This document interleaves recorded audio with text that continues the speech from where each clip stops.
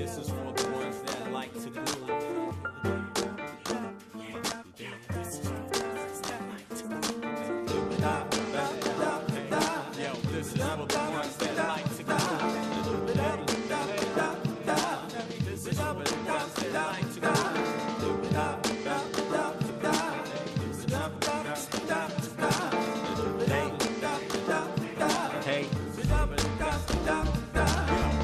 With this eclectic organic style, activating your goosebumps and making you smile. It feels good the way the bass and keys flow together. At the same time, it's raining in sunny weather. The beat's popping, the guitar is sweet. Quite unique the way we raise the levels, but they in the United States, price gouging is regulated primarily at the state level, with specific laws varying by state. The federal does not have a comprehensive law that directly addresses price gouging, though there are certain federal measures that may come into play during emergencies. Here's an overview of the main laws and protections against price gouging. 1.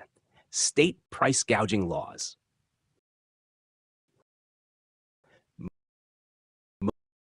Most U.S.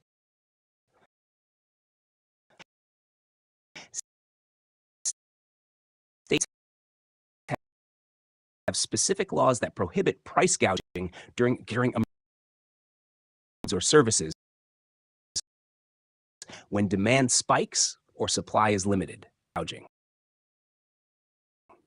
is defined as increasing prices by a certain percentage, often 5% above the normal price for the law. In most cases, price gouging laws are activated when the state or federal government declares a state of emergency.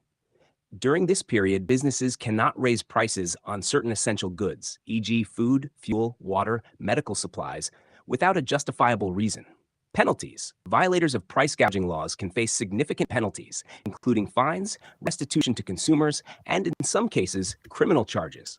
The amount of fines and the exact penalties vary by state. 2. Federal Trade Commission, FTC. While there is no specific federal price gouging law, the Federal Trade Commission, FTC, has the authority to investigate and take action against unfair or deceptive practices under the Federal Trade Commission Act. If price gouging is found to be part of a deceptive business practice, the FTC may intervene, though this is rare and usually handled at the state level. 3. Defense Production Act, DPA. During national emergencies, such as the COVID-19 pandemic, the Defense Production Act, DPA, has been invoked to prevent hoarding and price gouging of critical goods. Under this law, the federal government can prioritize the production of certain essential goods and punish those who attempt to hoard or excessively raise the prices of critical items, e.g., masks, ventilators, or other medical supplies.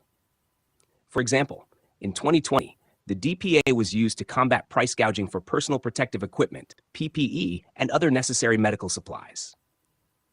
4. Anti-monopoly and antitrust laws. Federal antitrust laws, such as the Sherman Act and the Clayton Act, are designed to prevent monopolistic behavior and unfair competition. These laws do not specifically address price gouging, but they can be used in cases where companies use their market dominance to manipulate prices unfairly.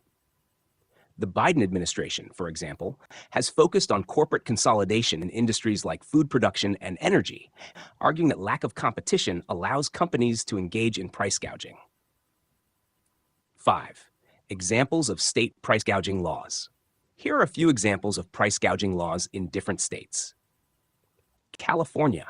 California law prohibits raising the price of essential goods by more than 10% after a declared state of emergency unless the increase can be justified by higher costs for the seller.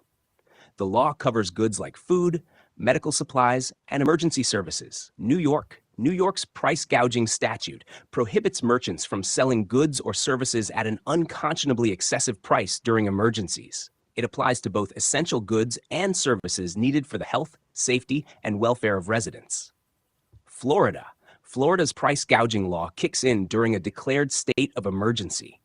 It prohibits unreasonable price increases on essential items like food, fuel, water, and medical supplies, and it is vigorously enforced, especially during hurricanes or natural disasters. 6. Enforcement. Attorneys General. State attorneys general are usually responsible for enforcing price gouging laws. They investigate complaints from consumers and take action against businesses that violate these laws. Consumer reporting. Consumers are often encouraged to report instances of price gouging to their state's attorney general or a designated hotline. 7. Federal action on price gouging. During the COVID-19 pandemic, federal lawmakers discussed potential legislation to address price gouging at the national level. While comprehensive federal laws have not been enacted, measures were taken to empower the Department of Justice, DOJ, and the FTC to crack down on pandemic-related price gouging, particularly for medical supplies and essential goods. Conclusion. While price gouging is primarily regulated by state laws, the federal government can also step in during national emergencies through acts like the Defense Production Act or through FTC investigations. Everyone. Good afternoon. Well, it's good to be back in Detroit, and so we're here back today to thank all the folks for the work that they are doing.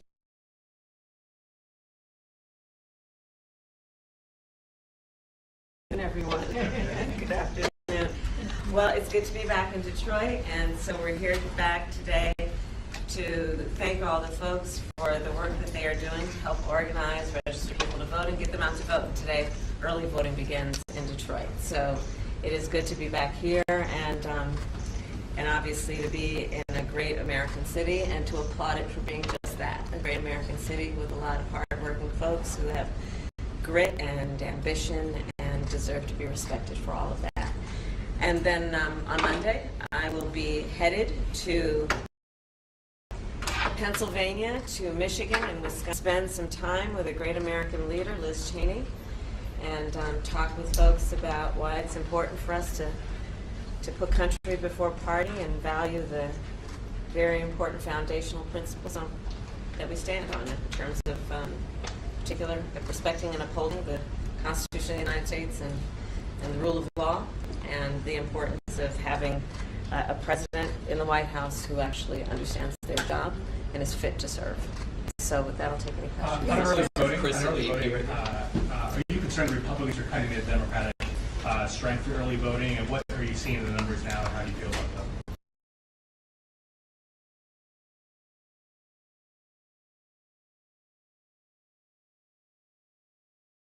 Yeah, sorry about that. This is a question about early voting, y'all. Yo, check what she says right here. Well, what I'm hearing is that we're seeing record turnout. What I'm hearing is that in Georgia, for example, we're beating all records in terms of early voting. So there's record turnout in Georgia. And in North Carolina. And in fact, and in North Carolina. Today in Michigan, I'm going to challenge the folks here to do the same. So, you know, I don't yet have enough data to tell you who's voting for who and or how they're leaning. But I think it's great that people are turning out and voting and being active. It's what we should all want, right, in our democracy, that people understand it's their civic duty, but also that they can make a difference. We'll go to Nancy at Bloomberg right here. Thank you. I wonder what you think of Elon Musk just getting increasingly involved in the election, both through his financial contributions to Trump's super PAC, but also holding campaign events, attending rallies.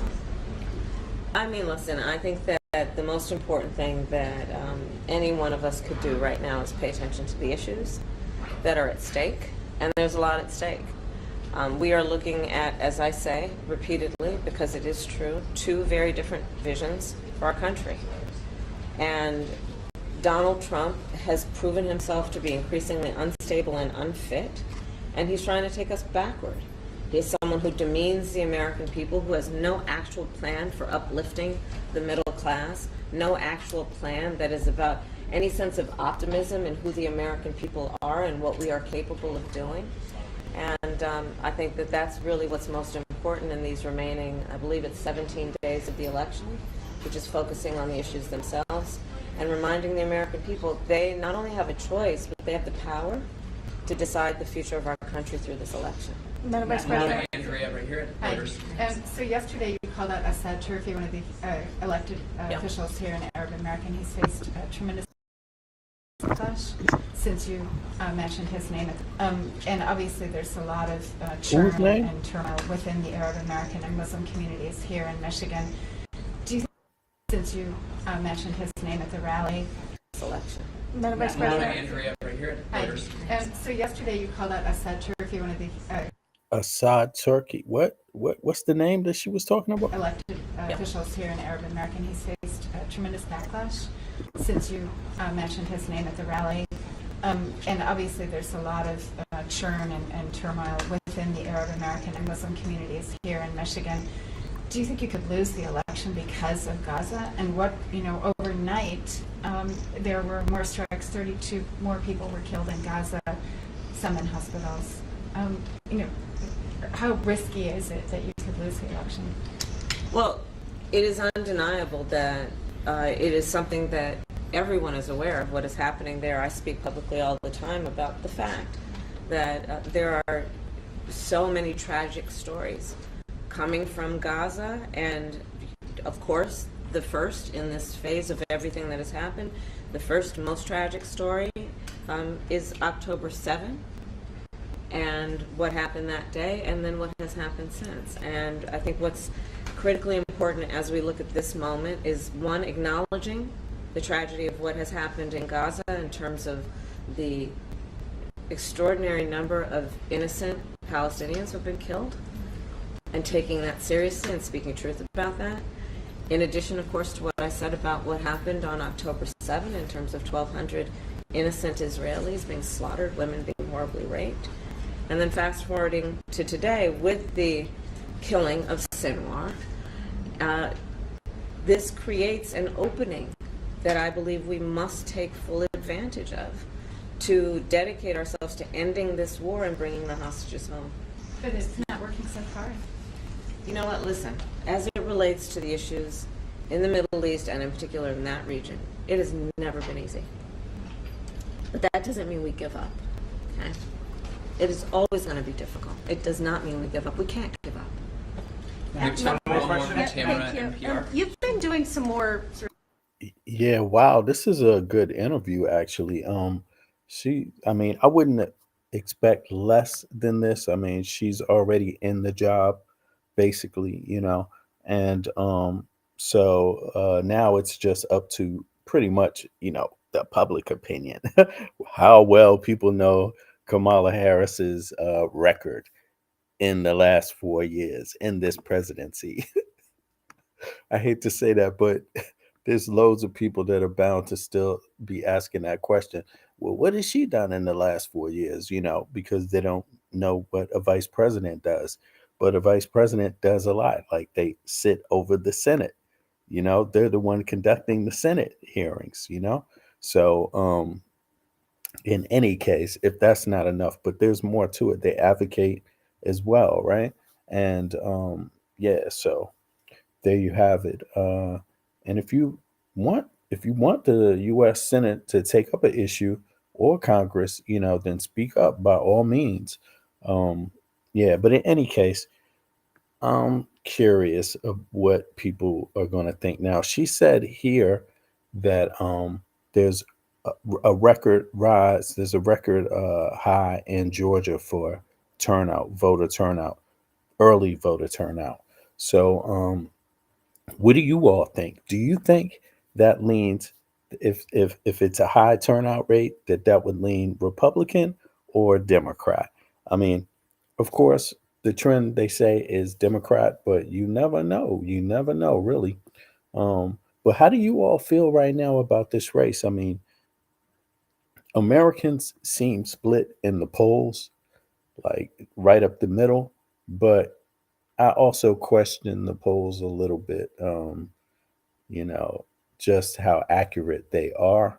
But that's the only model people have right now. And then for the record, then there's also this high early voter turnout in Georgia. So that could be a sign of something. I mean, what does that typically mean when there's high early voter turnout in Georgia? Does it typically mean it's for the Republican or for the Democrat or the Republican?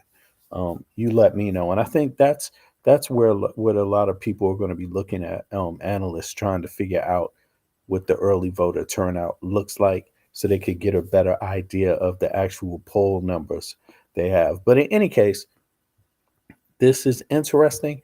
Now, guess what else? Donald Trump was in a barbershop, you could say. Yes, Donald Trump was in a barbershop. And let's see if we can get this up on here. Is it there? Here we go. Yes, sir. He was in a barbershop and apparently he spoke, right? So I want to hear what he said. And of course, this is Fox News we're hearing right here, but let's check it out. Men vote. Yeah. Detroit this week. Actually, as you can Have to say, let's take. As I always say, the barbershop is the center of everything in the community in Black America. So we start in Detroit, Michigan to figure out what the people are saying on the ground. Let's go.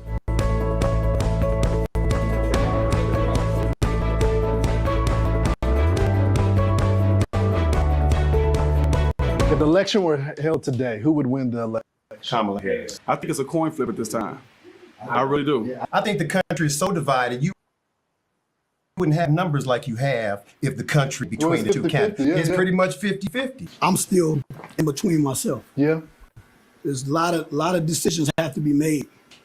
Me being an entrepreneur and a father and a grandfather, I'm looking at what state my children will be in 10 years from now. At the end of the day, I'm Trump because I my eyes open. I can see he was doing a lot better than what we're going through right now. You can't even go to the grocery stores right now without making a life decision. You gotta compromise.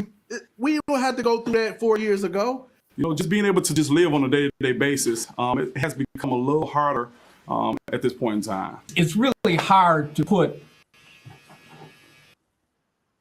our economic condition now in any particular administration. In regards to the economy, do you think that Trump have some benefits as far as keeping our jobs right here, this country, not sending another job overseas?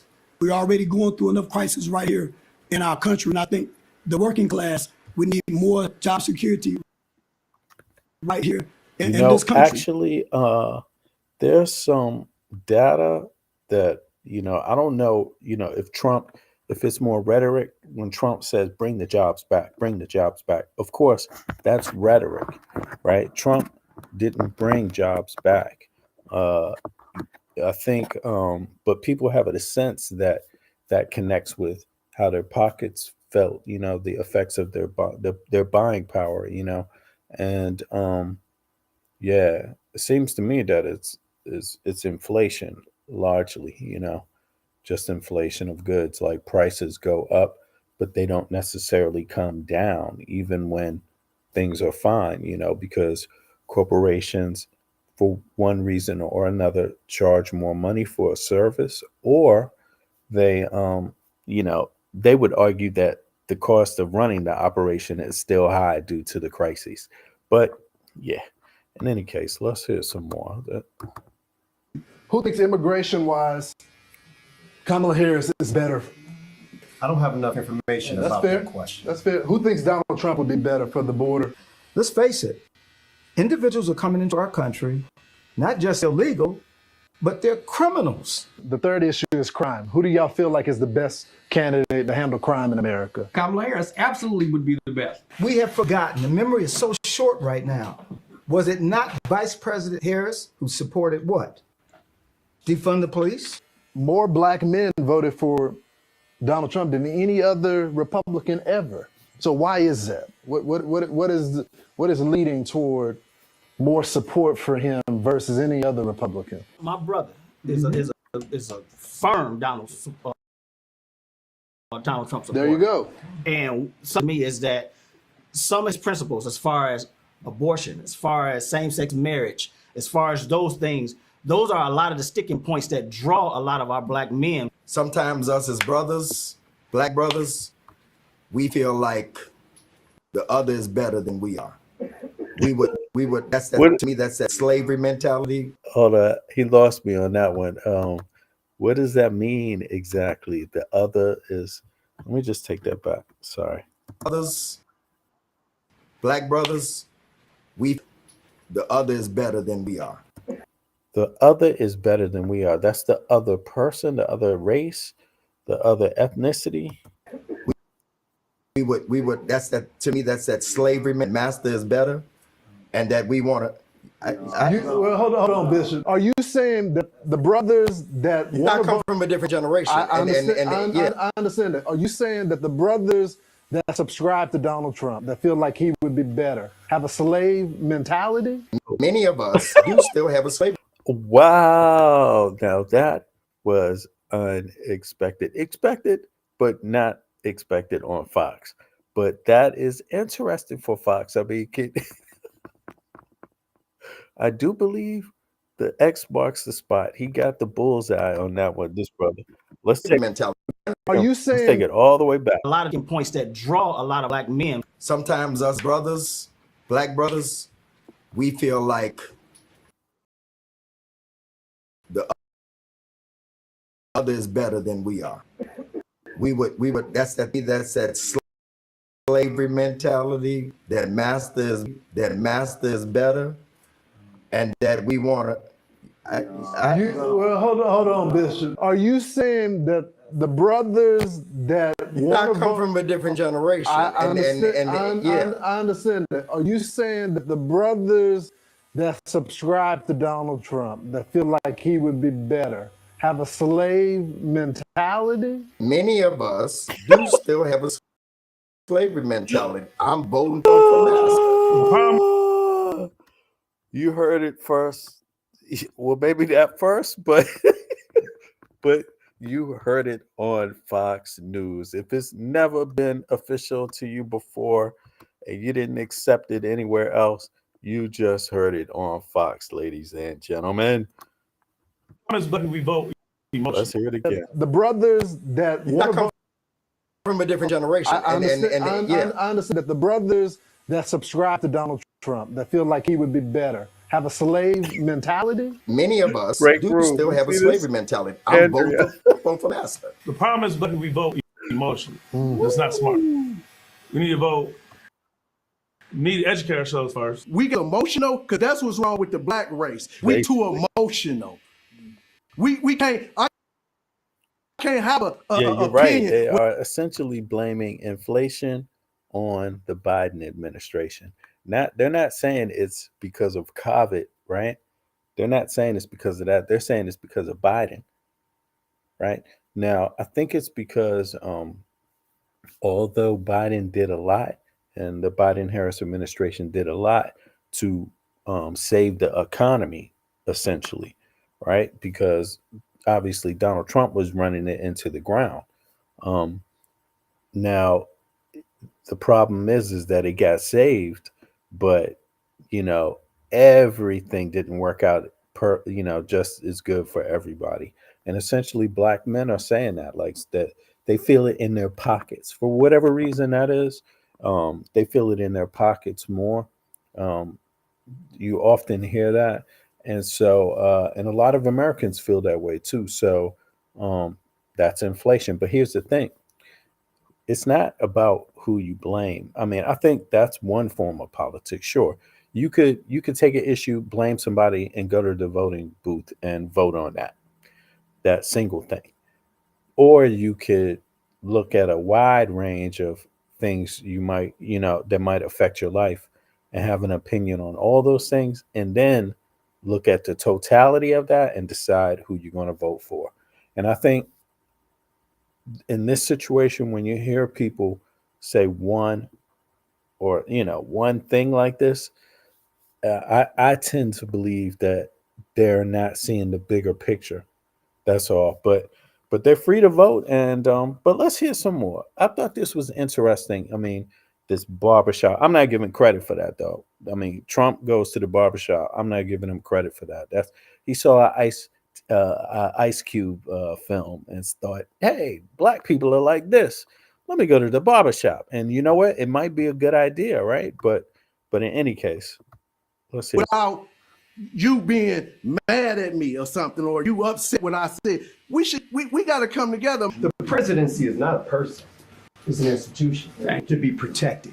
Okay, and I think we need to get back to that, understanding the position, understanding what the intent. Yo, Detroit is a lot like DC. That I could tell you right now. Just listening to them talk, it's like, damn, it's almost like being in DC damn near. Like The job is, okay? It's not Kamala Harris. It's not Joe Biden. It's not Donald Trump, right? It's the United States of America. That was great. I want to go to that barber shop. Anyway, yeah. Forget the commercial. Let's hear some more. 50% of them are going to 50% of them are going to be for Kamala Harris. Right. There's some undecided people in there as well. One consensus that you continue is about the Trump economy, the Trump economy, the Trump economy. Sure. The other thing you hear, at least for some of the people that are going to vote for Kamala Harris, is that they want to be a part of the history of being president. So economics. Okay, so let me stop that. Let me see something now. There's another one, right? Where it is, let me just say, apparently Trump was in a barbershop. So is it this one? Let's see here. And Mr. President, you're getting with minorities. And you know, I've been going across the country to these barbershops.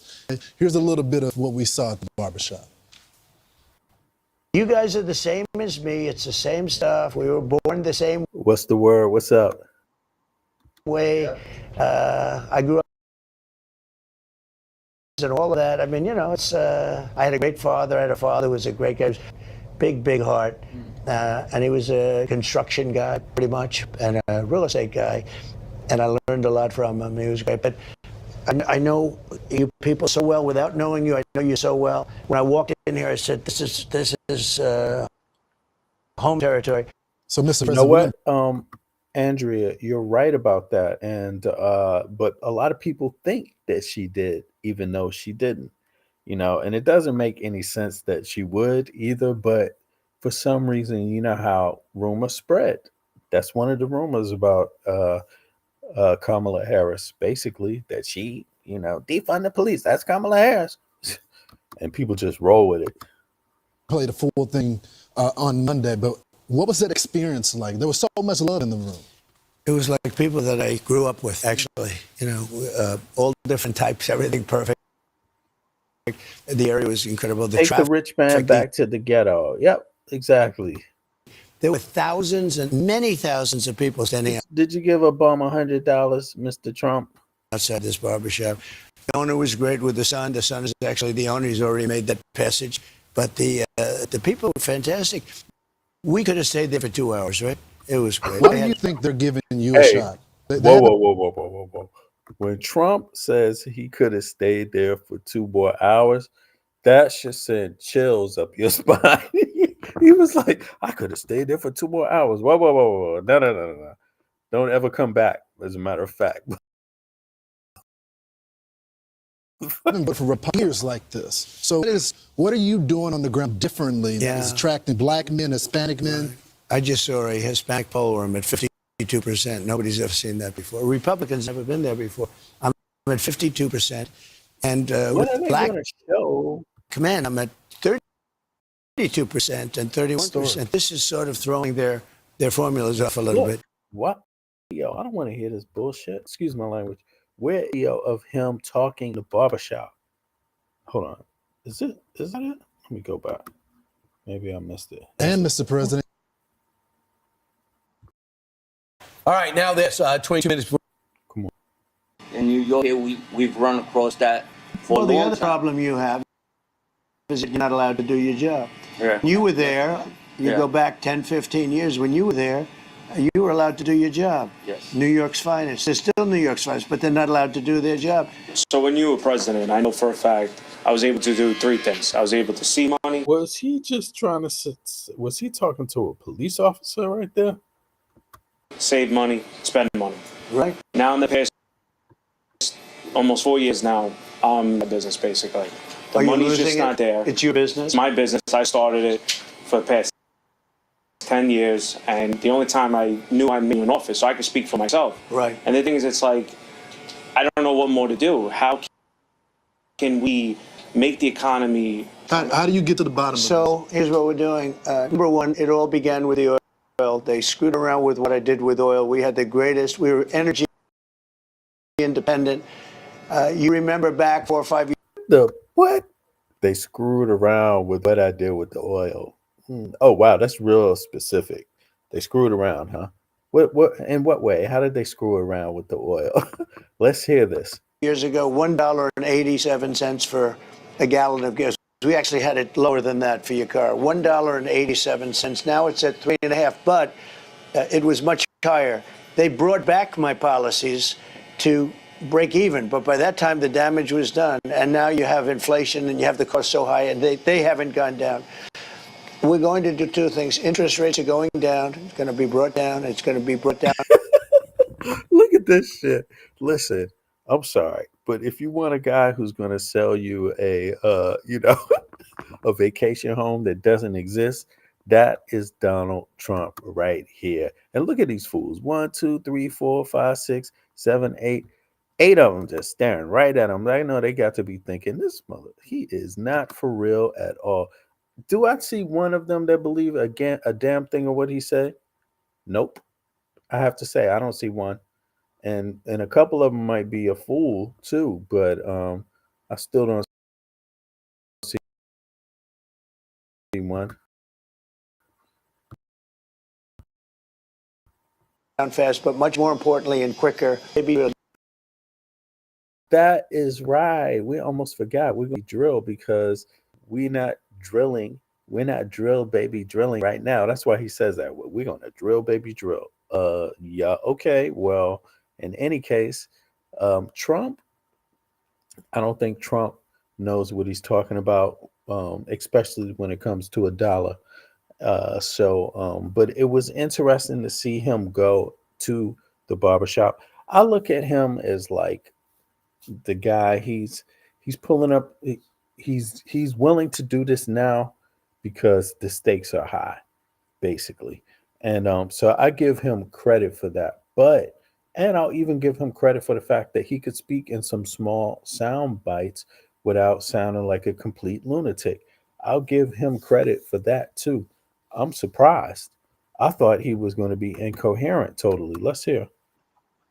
that we're going to do 4 to 5 times more than we're doing right now. We can do that. These people are No, amazing. none of these brothers work on an oil rig, and he's talking about we're going to drill, baby, drill. Okay, but what are you going to do with it? Like, Trump can't tell you what he's going to do with it because he doesn't really know. He doesn't have those kind of answers, and also you would have to be a fool to think that he wouldn't just tell you the opposite straight to your face. He's going to say whatever at this point, but people are still listening to him. Look, Amazing. They can do it. I know And that we'll be brother is looking at him like, man, don't you make a damn fool of me, right? Brother, Trump, God damn it. Okay, please. than we're doing right now. We can do that. These people are amazing. They can do it. And we'll be supplying it to Asia. We'll be supplying it to Europe. We'll be supplying it to everywhere. And that's going to bring down prices. Dude It's chewing, going to bring chewing down. gum. Look at this shit. Let me turn this, slow it down a little bit. This is funny, yo. Let me bring that back. Come on now. Chew some damn gum, bro. Are amazing. They can do it. Here it is. Look. And we'll be supplying it to Asia. We'll be The lies are getting bigger right here. We're going to supply it to Asia. Now, look. supplying it to Europe. We'll be We're going to supply it to Europe also. Okay. supplying it to everywhere. What the hell is he talking about? Supplying what? Is he talking about oil? Look at this. And that's going to bring down prices. It's going to bring down the cost of everything. When was the last time? When was the last time you had a dude come in your face, lie to you like this, and you didn't get a chance to wring his neck? And here Trump got 6 of them sitting there. Even more. Oh my goodness. This is ridiculous. All right, come on. If you make donuts, when you look at these stores, they have trucks that deliver, they have stoves and ovens, you have your lighting, you have all this, equipment. What's the point? And all of that electric equipment that he's using on your beautiful head of hair, you have a good looking head of hair. I'm jealous. Look at that flat top. I'd have a flat top. I wish I had a flat top. You never had a hair loss problem, did you? It's lucky. He's one of those gifted ones. Anyway, what you do, those machines are very expensive. They're running the machines at electric. When that comes down, no matter what you do, it's about energy.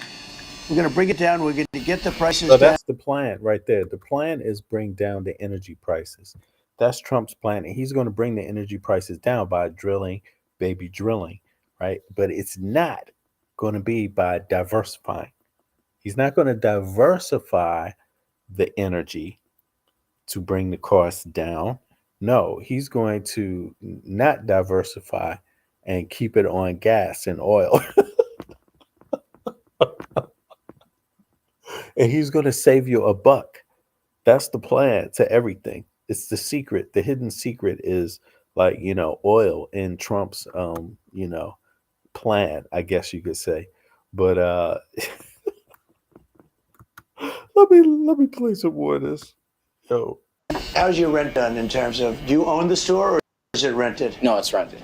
And is the landlord a good guy? Is he okay? Yeah, he's a good guy. All right? Yeah. Do you cut his hair, I hope? I mean, he comes in from time to time.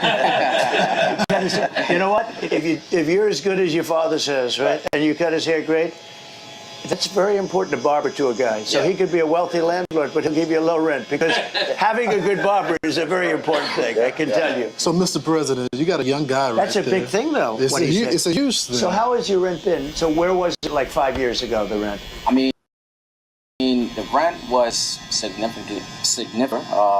Now it's gone up about 1,200 cents. Yeah, it's okay. It's a big increase. My issue was more. No, why is that okay? He's like, it's okay because you know why he said it's okay? Because he did the same to all his tenants. He raised them all 1,200. It's probably him who did the shit. I mean, in reality, think about that. He said it was okay. Why wouldn't he say, that's Kamala Harris's fault? Why wouldn't he say that? That's Sleepy Joe's fault. No, but he said, that's okay. Listen. It's gone up about 1,200 cents. Yeah. 1,200 cents. Yeah. Okay. 1,200 cents. It's so ridiculous. Okay. He said it's okay. 1,200 cents. Yeah. Okay. It's a big increase. My issue was more the energy. I've been paying $2,100 since I first opened up. In the last 7 months, it shot out to $15,000. What? It's $15,000, and that's you went from 2,100 to $15,000 in this establishment. Yeah. How many heads can you take care of? That's a lot. Right? So when from 2,100 to 15,000. Yeah. So there's an example though. Energy, right? So energy, when that comes down, ready? I almost hate to say because you'd be at 7,000, right? Dude, this has nothing to do with energy. That raise in his but right establishment. Yeah. How many heads can you? Okay, it's like 5 years ago, the rent. I mean, the rent was significantly lower. Now it's gone up about. Yeah, it's okay. It's a big increase. My issue was more the energy. I've been paying $2,100 since I first opened up. In the last 7 months, it shot up to $15,000. What? It's $15,000, and that's you went from 2,100 to $15,000. 2,100. It's gone up. Was it like 5 years ago, the rent? I mean, the rent was. Oh, he's talking about his utilities, maybe. Significantly lower. Now it's gone up about 1,200 cents. Yeah, it's okay. It's a increase? My issue was more in 2,100 since I first opened up. In the last 7 months, it shot up to 15,000. What? It's 15,000, and that's You went from 2,100 to 15,000 in this establishment. Yeah. How many heads can you take care of? That's a lot, right? It's like stealing 15,000. What do y'all think about that? That's 15,000 for a barbershop. They must be open like most of the hours, right? 24 hours, maybe. Maybe they open 24 hours a day. I wonder how many customers they turn over. So from 2,100 to 15,000. Yeah, so there's an example, though. Energy, right? So energy, when that comes down, ready? I almost hate to say because you'd be at 7,000, right? But your energy bill from January 20th, if I win, we gotta win. And we're gonna, by the way, and we're in New York, and these guys love New York. If we win, oh, I love this guy. Look at that. He's about to promise them cheaper energy if he wins. I'm gonna sign Talking about electricity. Come on, give me that hat. I love this guy. Thank you very much. That's beautiful. I'll sign yours too. Look at that one. We fighting with them. You might not be So what? He's very busy. I don't know why. He's going to keep busy for a long time. So let me ask you. Look at Trump. Trump got that pen in his hand. You see that? Look, he didn't finish through with his promise. Look at that. He just switched. Give me that hat. I'm going to sign that. I almost hate to say because he just switched to if we win, and then he didn't say what he was going to do, and then he was like, "Give me a hat." From 2,100 to 15,000. Yeah, so there's an example, though. Energy, right? So energy, when that comes down, ready? I almost hate to say because you'd be at 7,000, right? But your energy bill from January 20th, if I win, we gotta win. And by the way, and we're in New York, and these guys love New York. So where's the explanation of the energy? Look, now he just said we gotta win. And from January 20th, if I win, we gotta win. And if I win, we gotta win. Now he's gonna start talking about something else. By the way, I almost hate to say because you'd be at 7,000, right? But your energy bill from January 20th, if I win, we gotta win. And by the way, and we're in New York, and these guys love New York. If we win, oh, I love this guy. Look at that. Give me that hat. I'm going to sign that. Come on, give me that hat. I love this guy. Thank you very much. Look, he's doing hats now. That's beautiful. I'll sign yours too. Look at that one. Look, the guy who's in, he laughed. Did he miss that or what? Did he just got them under a spell or something? I love this guy. Look at that. Let me take it back. He's just laughing along. Your energy bill from January 20th, if I win, we gotta win. And by the way, and we're in New York, and these guys love New York. If we win, oh, I love this guy. Look at that. Give me that hat. I'm going to sign that. Come on, give me that hat. I love this guy. Thank you very much. That's beautiful. I'll sign yours too. Look at that one. We fighting with them. So what? He's very busy. I don't know why. He's going to keep busy for a long time. So let me ask you, how much is it like a haircut, an average haircut? Look, now he's talking about the haircut. Okay. Guy comes in. And he wants $30, $40. Yeah. Right now. What? 15, 12, 15. Yeah. Well, we're talking about 10 years ago. Now we have to make it make sense. You know, like we can't charge a regular price, especially out here in our. Do you have guys like these guys? Do they come in and negotiate the price? Yeah.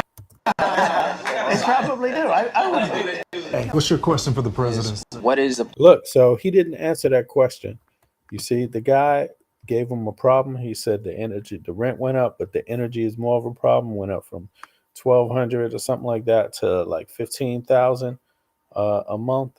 You know, and then Trump started talking about if I win, what he was going to do for that, and then he came out of it with a whole nother topic, basically. And now they're like, you have another question for the president?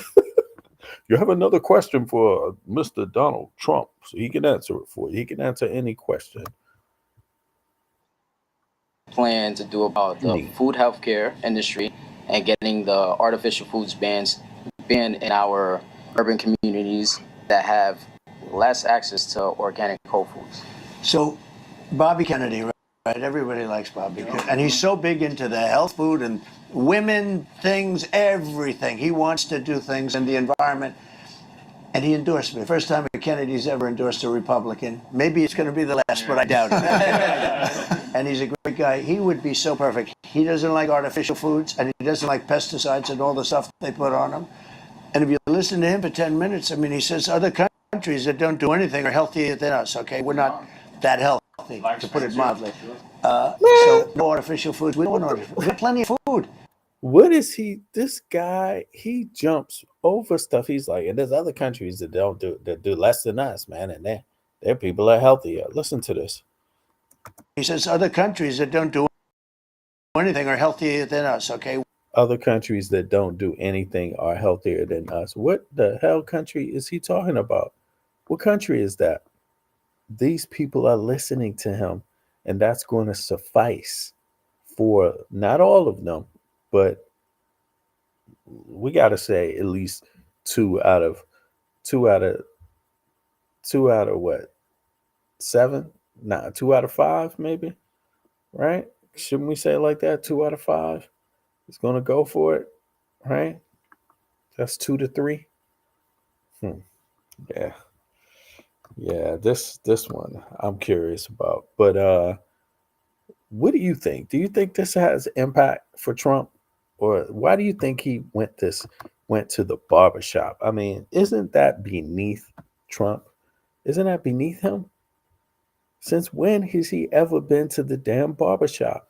And I'm just curious about that. And I wonder how many of these people even know anything about the Central Park 5.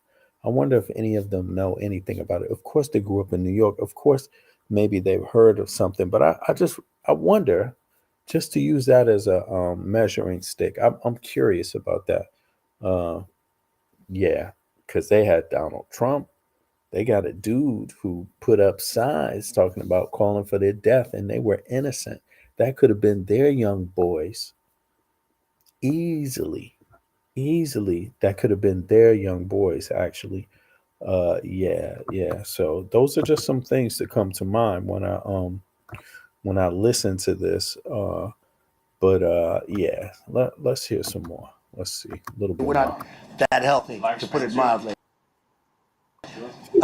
So no artificial. We have plenty of food. The food isn't our problem. And our farmers are great.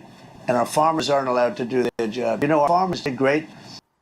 4 years ago, they were doing. What does that mean? They're not allowed to do our job. They're not allowed to do their job. What does that mean exactly?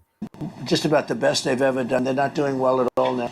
We're not going to have he speaks in generalizations. They're not doing that well right now. It's like, but what is not that well? He never tells you what's not that well. Years ago, they were doing the best they've ever done. They're not doing well at all now. Doing the best just a few years ago, they were doing just about the best they've ever done. Is that real? Is that real? Let's see. I'm gonna check that fact out. Let's play a little. We're not going to have artificial foods. We don't want artificial foods. We want healthy foods, and a lot of things are going to be going. And I'll tell you, I'm going to have Bobby Kennedy involved in it. He's a great guy. And even the way when I mentioned his name, all you guys, and you're tough cookies. You wouldn't think. Sometimes you'd say maybe you wouldn't like a guy like Bobby, but he's a person that talks more about food and health than anything else. So I think that's cool. So we'll get it taken care of. You'll be healthier in 4 years from now than you are now, and you look very healthy to me. By the way. All right, brother. Thank you. Go ahead. What do you have, President? Mr. Trump, my biggest concern is. What do you have for the president? What do you have for the president? So he's not a journalist anymore. He's taking Trump slumming, basically. The future, in the future generation, right. My kids' generation. Yeah. A lot of people are worried that attaining the American dream at this point in time and in the near future is going to be unattainable for this upcoming generation, which I have kids that are part of that generation. How many kids? 17 and an 18-year-old. Good. Now, I believe one of the biggest hurdles we have when it comes to attaining that American dream is overtaxation. Yeah. When it comes to federal taxes, right. I know we're going to bring back, I'm sure you're going to start back up the pipeline, right. the Keystone Pipeline, which is going to generate an abundance of revenue. Right. Also, with the tariffs that you've spoken of. So my question is, with all this extra revenue we're going to be bringing into the country, so do you believe at some point in time we could find a way, once the country's back on its feet and getting enough revenue and paid off our debt, do you think it's possible to find a way to eliminate federal taxes? There is a way. And how do you feel about it? In the old days, when we were a smart country, in the 1890s and all, this is when the country was relatively richest it ever was. It had all tariffs. It didn't have an income tax. Okay. Now we have income taxes, and we have people that are dying. They're paying tax in 1980. We had so much money, they had to set up committees, blue ribbon committees, how to spend our wealth. We had no idea how to spend it with so much money. Then we went to the income tax system, and the rest is sort of history. But no, there is a way. I mean, if what I'm planning comes out, it's a great question, by the way. Everyone could attain the American sophisticated dream. Cat, you know. Everyone could attain the American dream if it wasn't for the high cost, the burden of high taxes, and we're taxed at every step of the way. Yeah. When we make it, when we spend regulations.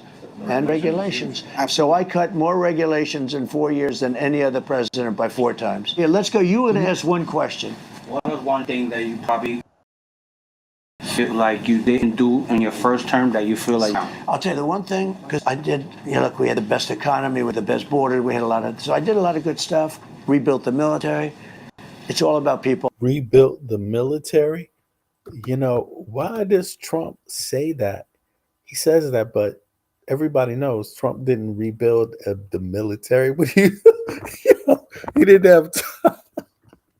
Trump's presidency was full of calamities the entire way. He didn't have time to work on anything. It's sure he did. He must have had some help with some policy, obviously, but he basically just took an axe to things. But he didn't do anything to the military. What is he talking about? He just throws that in, and I'm curious, like, how many people just believe that? But yeah, and this is just why did I even bother? Well, I got to get the right people. When I went there, I won 92% of the presidents, 92% for the whole history of our country were politicians. 8% were generals. No admirals. 8% were, that's it. That's 100%. 92 and 8. They were politicians and they were generals. General Washington, et cetera, et cetera. George Washington. Thank you. You're doing very good at that. I'm just going to sign this. I got longer arms than you. Yeah, you do have longer arms. So here's what we do. We take. Are you sure that's the only difference? All of that, and we come and here. And so it's about people. It's all about people. I went to Washington 17 times in my entire life. So I wasn't a Washington person. I was a New York person. So when I went to Washington, all of a sudden I'm standing in the White House opposite the Lincoln bedroom, and I man, this is so amazing. But I didn't really know. Rely on people to give me recommendations, to be secretary of this, secretary of that, all big stuff. And I didn't know anybody. I had to rely. And I still did great. Look, he talks like a person that doesn't have any experience whatsoever in the presidency. He's not even talking like he learned something. Like, he actually has digressed in his speech. But people, I guess, fueled by hatred for Democrats, or what do they call it, liberals, unhealthy hatred. You have to say this. Due to that, a lot of people some people will vote for Trump just they know he's a bozo, but just out of frustration, Let me see here. Andrea says he's so full of shit. They profited from slavery. I mean, yeah, Trump, I don't know why anyone would entertain him at this point. But the the only thing I can think is a person must have a peculiar like fetish with like just pain, self pain, taking themselves through pain. What is that called? Some people, I forget what that is called actually technically, but why would you want to suffer Trump of all things? Why that? Why would you want to suffer that? Is it really the $1,200 COVID check? Is it really that? Is that really all it was? I mean, because outside of that, everybody else lived in this same economy. So I'm trying to figure out like why men seem to be preaching that line. Things are cheaper at the grocery store, but women, they're focused on something else. I never hear the men talk about the things either. Maybe it's juxtaposed that way. Like if you choose one, you can't have the other. If you choose the $1,200 COVID test, then you can't have your lady. You have to say out the door with the abortion, basically, or you have to say out the door with something else vital to your health, to your living. I mean, it's to me, it's I could never understand it because I don't see how I could. $1,200 great, but when you're taking it, you're being given something like that just to manipulate you. That's the thing I would be cautious about. Like, what is the real price for something like that for your loyalty to Trump? You gotta check. Were things economically better? Yeah, but how much of that is a Biden fault specifically? Is that only a Biden fault? What is it that you would fault Trump for 100%? You know, there's loads of people that look past anything Trump has done. So then when they point at Biden and they say, but the economy could be a little bit better. I hear it and I think about it, but I remember a lot of other things outside of the economy that were the problem when Trump was in office. Um, yeah, I don't even think people would survive it. I think people got lucky that Biden. See, the thing about it is Trump has no experience. So when he came into office, his rollout was slow. That's not the case with Biden, right? So Trump, he inherited a good economy from Obama. It continued a little bit until Trump finally began to be able to tinker with it a little bit. It took him a minute to figure it out because he's walking in there with relying on a lot of people that don't have experience. Some people had some, of course, but there's also the learning curve for Trump. How do you explain things to him so he understands it? So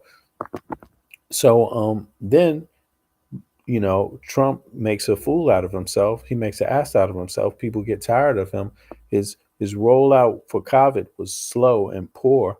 His record on devastations and things like disasters, his record on disasters is poor, right? And then so now you have that. It's his second time he can try again to get up, and you have that choice, or you have Kamala Harris, right? Now, what I can't figure out is, I don't want to look down on any of the fellas in this, barbershop. I'm sure a lot of them were just like everyday fellows, people, right? But I don't think Trump gives a goddamn about them. And I wouldn't, for the life of me, understand why they would even be confused about this. Like, I don't understand it. Maybe they're just giving him a shot, and that's okay too. But you know, I don't. I hope they don't ever get confused. Like, these are everyday, hardworking people. If you think Trump gives a damn about you, you are a goddamn fool. No matter how you cut it, no matter how you cut it. And I hate to say that, but somebody's got to play the fool. I wish I had that song. Everybody plays the fool sometimes, right? No direction to the rules. Let me see here. Andrea says, please explain to me how a $1,200 check made a dent in $15K a month energy cost. It can't be that bad because the barbershop is still open. I mean, I myself, Yeah, this guy. You have to explain it to me, Andrea. I'm with you, Andrea. I'm with you on that. It's I don't understand it either, but it's something they have proposed to the public. You know what I'm saying? So, this is ridiculous. This is something else. Let me see here. Oh, okay. I'm at somebody. Hey, VB, in the chat, just passing through. Got to go shopping in the bad economy, as they say, but we're doing just fine. I'm glad you're doing fine. I'm glad you're doing fine, and I'm not. I have no question that inflation is a bad one right now. For everybody. But yeah, I don't see the inflation going down under Trump. But maybe he will do something crazy and miraculous or something. Maybe he'll find a way. But I just didn't hear him articulate it.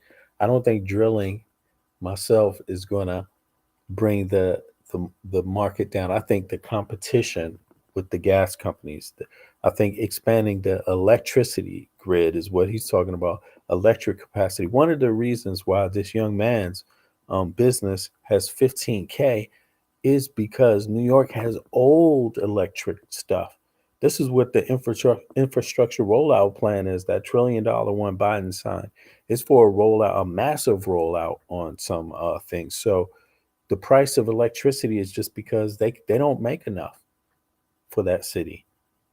Period. They don't make enough for New York, so they charge a lot. They charge a high fee for that, and it's so they have to do something about that soon. It has to be replaced. But I would say anybody who's dealing with electrical costs, they need to look at that rollout plan and find out how much is in it.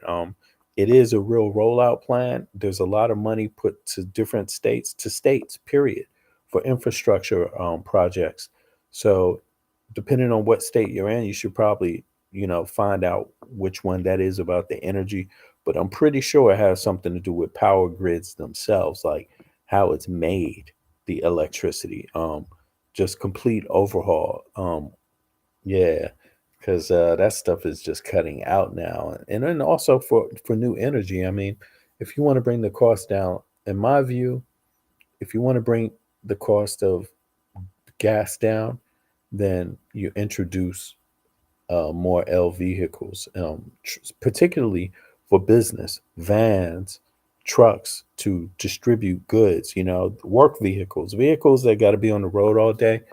I think they need to go like that. And that will bring costs down, I believe, because right now, gas companies, it's a tricky business. They're a huge business in the US, probably one of the biggest, and they got a lot of lobbyists. And I'm quite sure nobody wants to go, really push too hard at them. But that's probably where you want to knock if you want to talk about the price of gas. Because the bottom line is this. The US under Biden is pumping more gas than it's ever pumped in the history of the country. The US is making more money than it's ever made off of gas in the history of the country. And the US is pumping more oil than it ever has in the history of the country.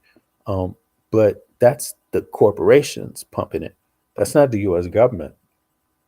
So the question I would have is, are the corporations that are pumping it, the companies that are pumping it, are they selling it to the US citizen at a fair wage? Or do we pay some sort of global market price? Like, screw that. I think it's, look, if you go to Norway pumps a lot of oil. Norway gives a check to everybody, I believe, for oil. Let me see here. Let me pull this back up just so y'all can see this. I mean, that's how much oil Norway pumps. Let me see. Does Norway share its oil profits with the citizens? I believe they get a check for this stuff, the oil, man. See, look at this. I don't know if y'all see this, but let me play it. I mean, and the US is pumping way more oil. So you have it. Some people are getting checks for the oil that's coming out of the ground in the nation they live in, right? And that's Norway, right? Now, I'm sure Donald Trump, he, he's crazy, so he will probably say something really ridiculous about that. But one of the highest, top quality livings you can get, a healthy terrain and things like this is Norway, right? And they get paid very well for everything, any type, union jobs. um it's actually a very, very safe uh place, but people do get a cut of that oil money. And let me just play this back here uh for y'all, so I'm just not making it up. Let me see here, where is it at? Here it is. Yes, Norway shares its oil profits with its citizens through the Government Pension Fund Global, GPFG, often referred to as the Norwegian Sovereign Wealth Fund. This fund, which was established in 1990, is designed to manage and invest the profits from Norway's oil and gas industry for the long-term benefit of the country's population. Here's how it works. 1. Oil revenues and the Sovereign Wealth Fund. Oil profits. Norway's oil revenues primarily come from taxation of oil companies, ownership stakes in oil fields, and direct profits from its state-owned oil company, Equinor, formerly Statoil. Rather than spending these revenues immediately, the government deposits the bulk of them into the Sovereign Wealth Fund. Investment strategy. That's state The fund invests oil. in a broad range of international stocks, bonds, real estate, and other assets. By investing globally, Norway protects itself from the volatility of oil prices and ensures that the country can benefit from its oil wealth long after the oil reserves are depleted. 2. Returns for the citizens.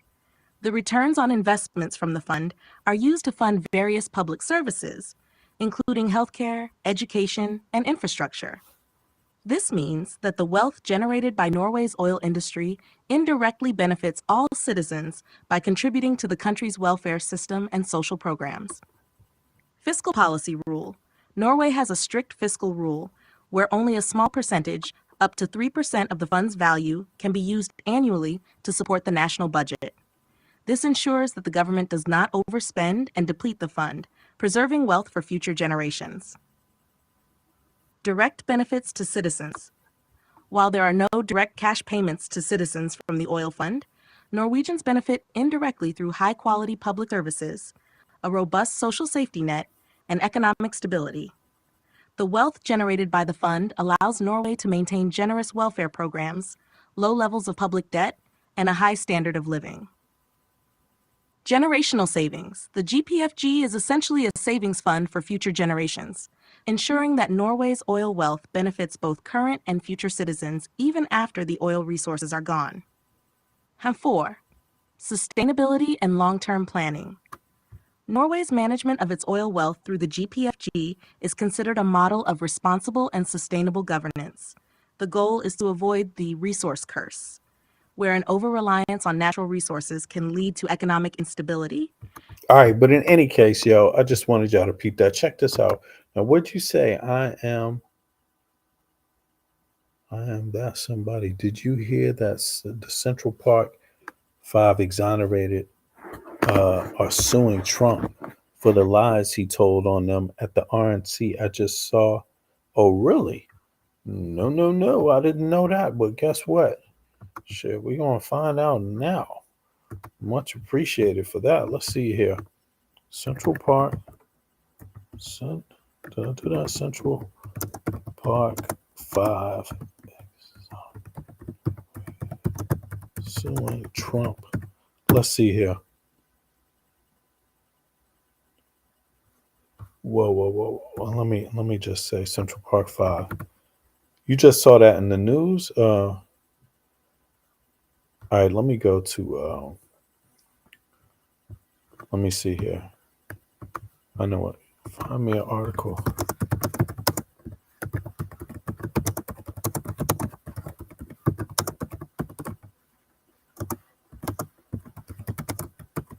Okay. Let me just try to see if I can find it here. I didn't know that, but now we're gonna find out real quick, at least before we hop out of here.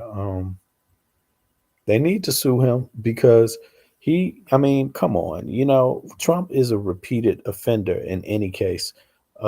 He essentially has no problem with diminishing anybody, even people that he's already diminished in the past. And this man, he still won't own up to it, because if he did own up to it, he would at least keep their name out his mouth, out his own mouth. But he doesn't do that. Yeah, he doesn't do that. He just keeps pushing along. Let me see here. Are there any articles about them? Central Park Five? Let me see here.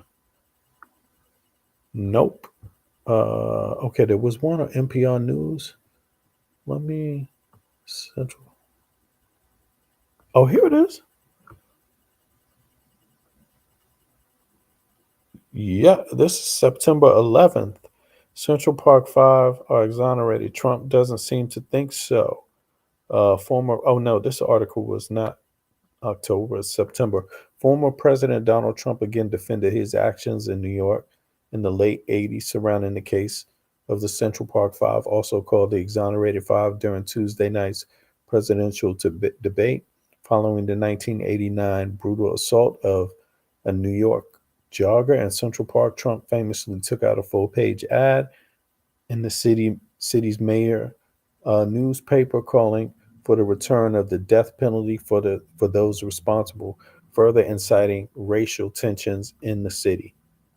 Five black and Hispanic teen boys were falsely accused and served years in prison before being exonerated by DNA and the confession of a convicted rapist and murderer. That's so terrible.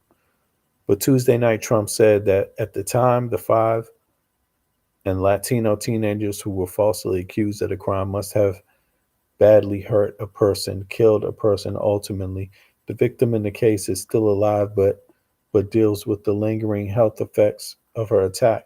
It wasn't the first time in recent years Trump falsely claimed that the men were responsible for the attack. So he's still claiming that they were responsible. Trump is just, yeah, he's that dude who's gonna like say the most worst things. But let me see something. Let me try to find a Central Park Five. Or they call it the exonerated, right? The exonerated. Let me see.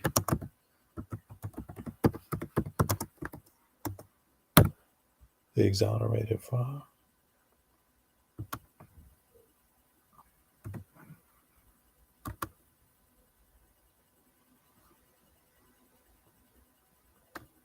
They spoke at the DNC. Yeah, the only thing I can find is 1 month ago. They're all at the DNC. But yeah, where did you hear that at? Do you mind telling me where did you hear that at? Actually, that's somebody. Where'd you hear that news? 68 million were watching. Okay.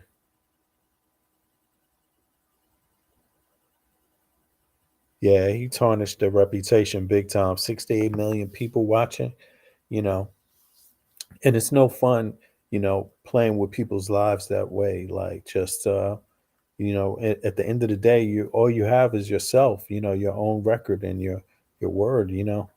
Can you pull up the link I posted? It's from today.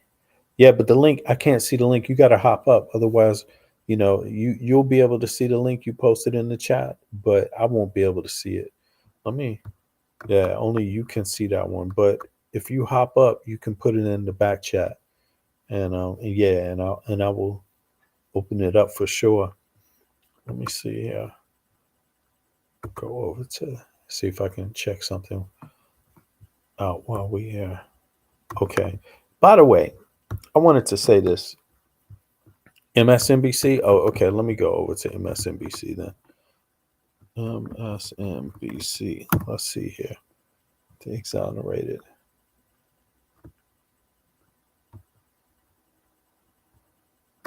Let's see here. I've been noticing lately. It's been not lately, but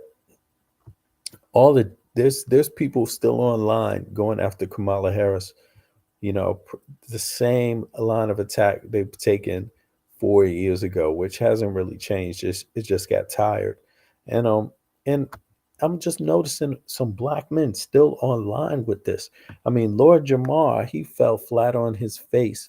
Don't the rest of these guys learn from that? Like, when are they just going to give up on the lady? I don't see it here. Let me pull it up here because you probably don't see what I'm looking at. How about this? Yeah, I don't see it on MSNBC. Should I say exonerated 5? I could search here. Exonerated 5. Let me see if that comes up. Oh, here it is. No, that was a year ago. You see? This was a year ago. Hold on. 4 months ago? A year ago, a year ago. Let me see. Was they alive?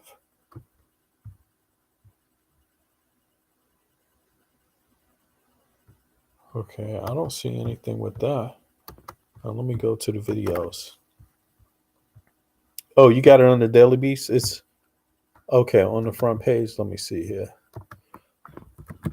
The Daily Beast. Daily Beast. Let's open it. Oh, there it is, right there. Okay. Sue Trump over claims made. Reckless regard. Reckless disregard. Yeah, definitely. They ought to sue him. They got kids coming, people to take care of, and Trump used their name. I mean, he don't care. He got all the money in the world. He can hurt as many people as he wants. He got all that money, so he may as well get sued. Central Park Five sued Trump over bogus claims made during debate with Harris.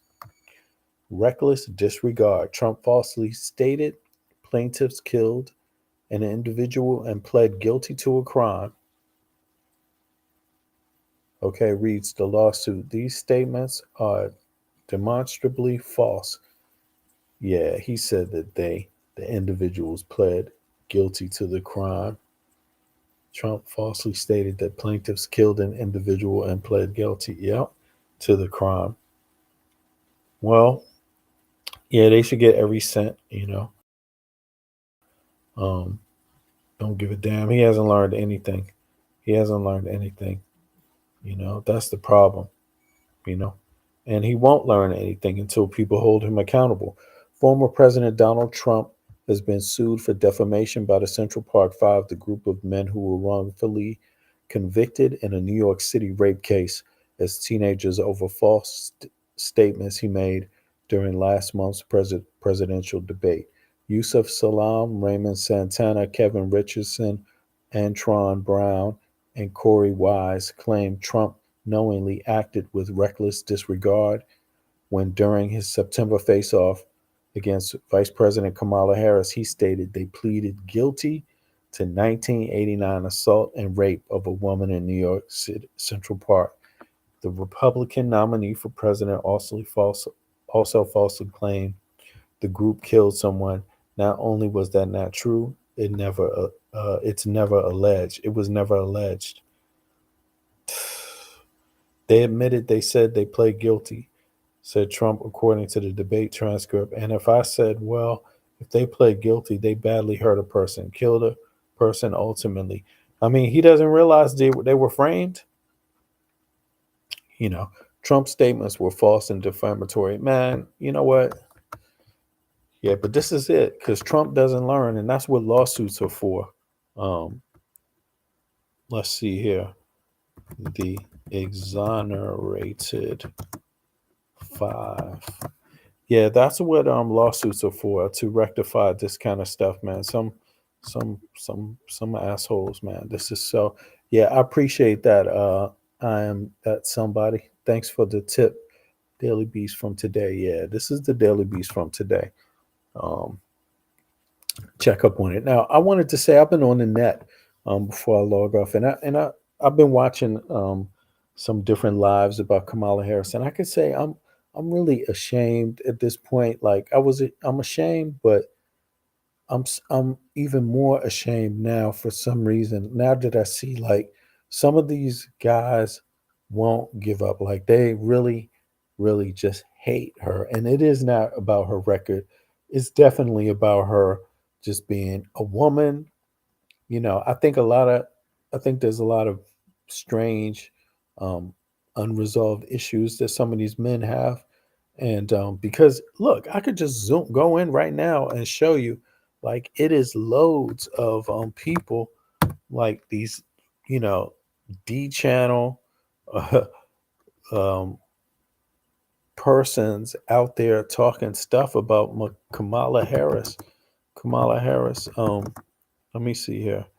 Reaction. Like there's so many, and all of them, like all the things you thought you knew that were debunked all before. Well, there's a lot of these people that never heard that stuff was debunked before, and they're just reciting it. Now, look, people are criticizing her for being at church. Um, yeah, this is the new thing, obviously. Well, you know what? Did you criticize Trump for holding the Bible upside down? Look, these are all you got to understand.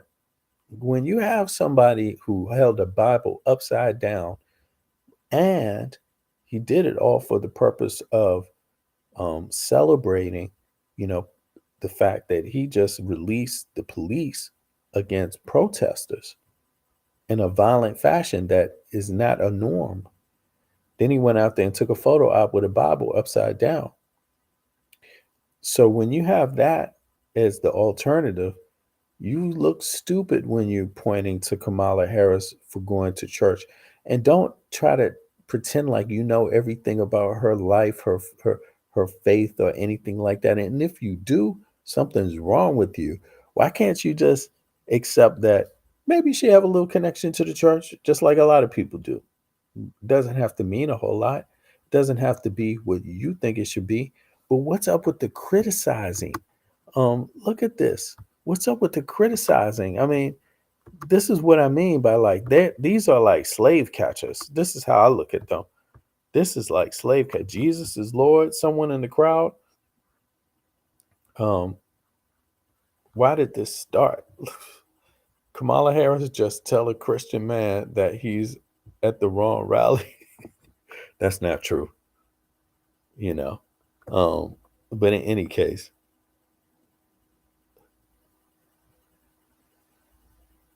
what is this? Yeah, okay. There's more. I don't know where they are. I had to find them. That they come up periodically on my feed, right? And when I listen to a few of them, it just really makes me wonder, like, oh, these people need to get a life. Like, if you're really still going after this lady for some personal trope you heard about her or whatever, just stop it. Because everybody that goes down that long, you know, that persists, ends up making himself look like a damn fool, you know. And yeah, she's in Pennsylvania today, as a matter of fact. So I'm just curious. I can't find the ones. Maybe I could go back. Maybe I could go, but I didn't really watch them. I was just seeing them in a feed like this, just thinking, okay, I need to go back and check these out to see how many there are. But in any case, I appreciate y'all. I'm gonna be out, call it quits. Maybe I'll be back in a few hours, like later on. Right now it's 8:16 p.m. European Central Time, and that would be 2:16 Eastern Standard Time p.m. In the U.S. So I appreciate everybody for coming out, and I will be back soon. So hold tight. I will definitely be back. I'm just not sure of the time yet, but we will get it and get it going. All right, peace. One.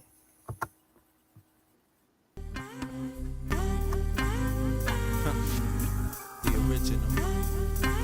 Yes.